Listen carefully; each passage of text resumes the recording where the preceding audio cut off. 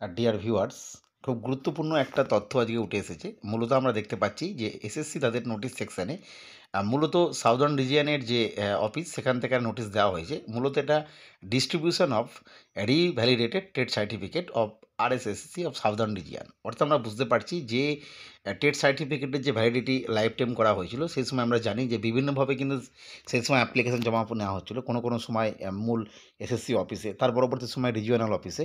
যাই হোক আর কি, সেই বিষয়ে সাউদার্ন রিজিয়ন কিন্তু নোটিশ দিয়ে দিয়েছে যে কবে তারা এই লাইফ টাইম সার্টিফিকেটটা দেবে, এবং সেই অনুযায়ী একটা শিডিউলও দিয়ে দিয়েছে। আমরা দেখতে পাচ্ছি 7, 10, 11, 12, 17, 18, 19 এবং 20 মার্চ এই সময়ের মধ্যে কিন্তু তারা দেবে, এবং টাইমটা হবে 11টা থেকে 4টের মধ্যে।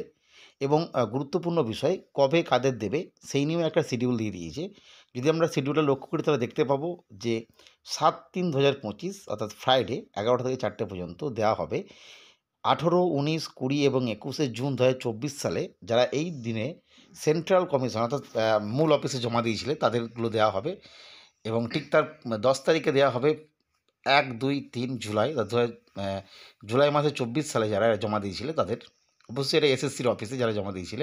পরবর্তী সময় 11 তারিখে দেওয়া হবে 4, 5, 9, 10, 11, 12 জুলাই 2024-এ যারা জমা দিয়েছিল তারা।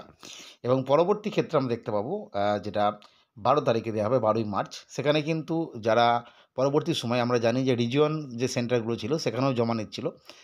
তা সেখানে যারা জমা দিয়েছিল 15, 16, 18, 19 জুলাই মাসে 2024 সালে তারাও যেমন পাবে, ঠিক একই রকমভাবে যারা ওই দিনে রিজিওনাল অফিসে জমা দিয়েছিল তারাও পাবে। এইভাবে কিন্তু ডেটগুলো ফলো করবে।